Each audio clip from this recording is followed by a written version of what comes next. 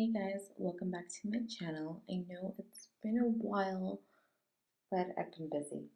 So just to get in really quickly, I'm going to take my Dior Airflash foundation and I'm going to use my damp beauty blender and I'm going to apply that all over my face.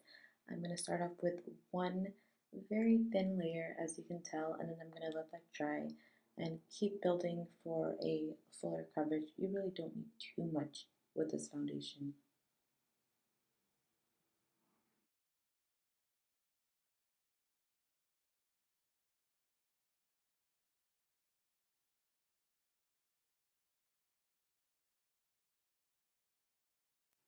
So for some reason, I've been neglecting my MAC Pro Longwear Concealer for a few months now, but I am back at it, and the shade I personally use is NC15.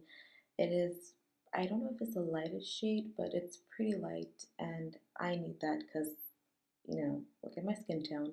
So I'm going to use my G18 brush from Morphe to apply that in a V shape under my eyes, down my nose, my forehead, my chin, everywhere where I would need highlighting.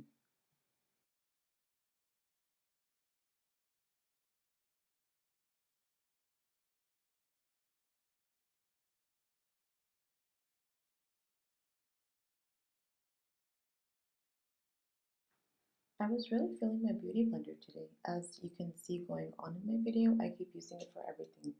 But go ahead and blend that concealer into your skin. You don't want to press too hard, but at the same time, you don't want to go too light with it, just as long as you don't fade it off from your skin, but it presses into your skin to get the effect of what you're going for. If that makes any sense to you guys.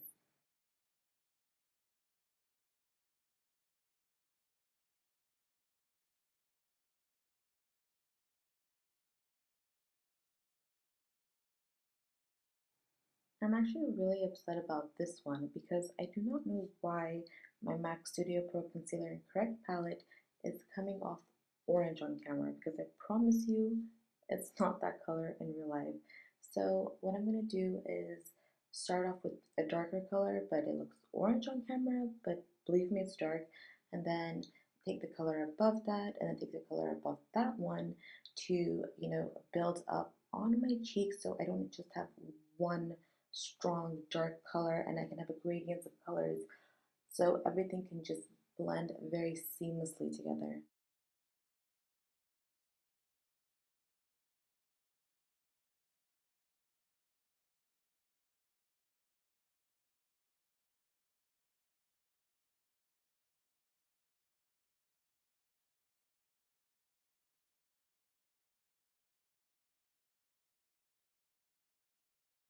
I know a lot of people love to use stipple brushes for foundation, but personally, I love to use it to blend out my contour because look at that. Look how effortlessly it blends. Of course, I grab the beauty blender and I try to blend it out even more because I am not a fan of any harsh lines. So I'm going to use the stipple brush on my cheeks and I'm just going to use my beauty blender on my forehead and to blend out my nose.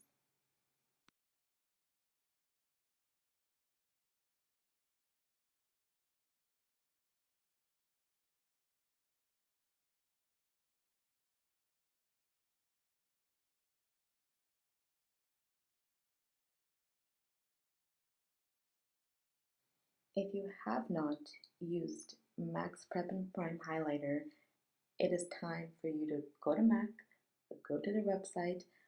I don't know, go get it tomorrow.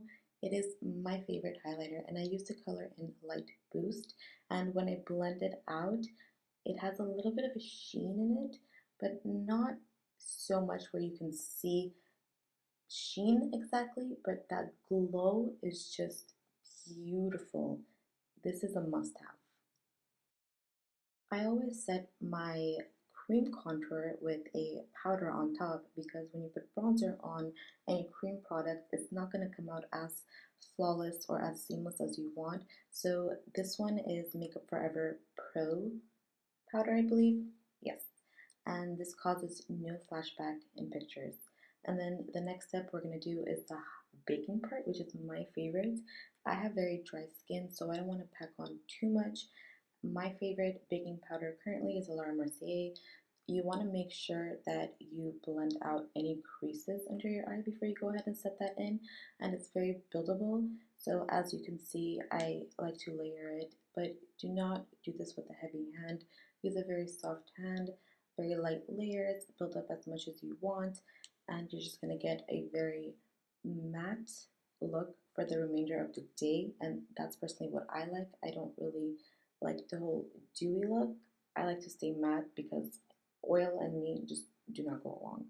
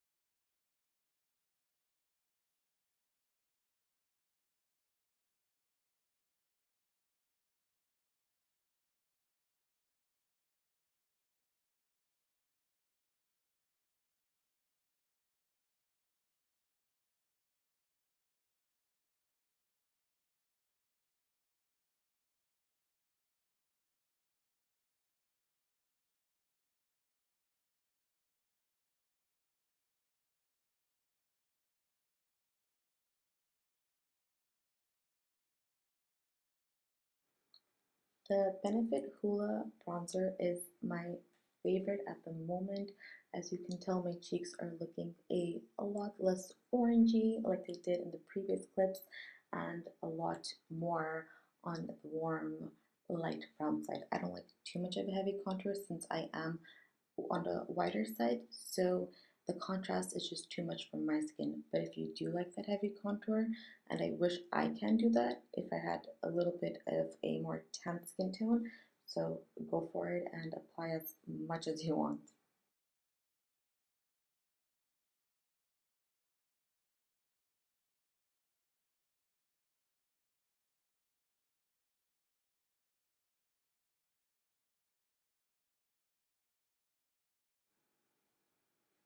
I'm gonna grab a powder and I'm using Max C3. That's the shade. It's the Studio Fix.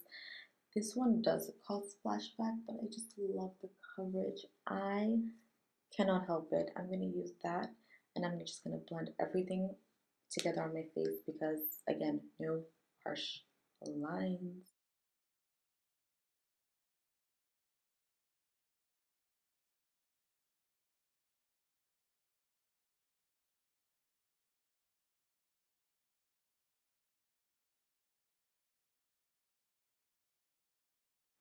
It's time to highlight. I believe this is Opal from Becca. If I am not mistaken, that is the one that I use. I'm going to take a fan brush. This is just, I think, from Sephora.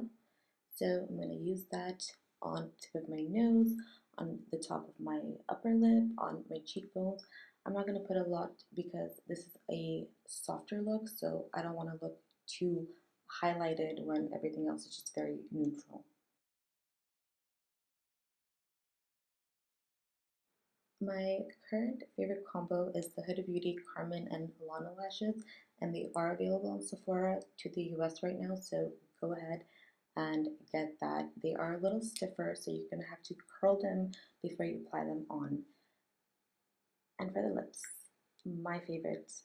Apparently I'm using all of my favorites in this video, but I can't help it. Boldly Bare Liner. This is the color that I will use for my wedding. Hands down, perfect color. For every skin tone that I've used, it is a little bit more pink if you are more tan, but hey, who's to say pink isn't good? And then lately I've been taking Soar lip liner and applying that on the outer edges of my lips, as I will do after I apply this one, you guys will see. So that creates a appearance of a larger and fuller pair of lips, which I love it. I like to overline. I know a lot of us like to overline, and we get a lot of negative remarks for it, but do what makes you happy.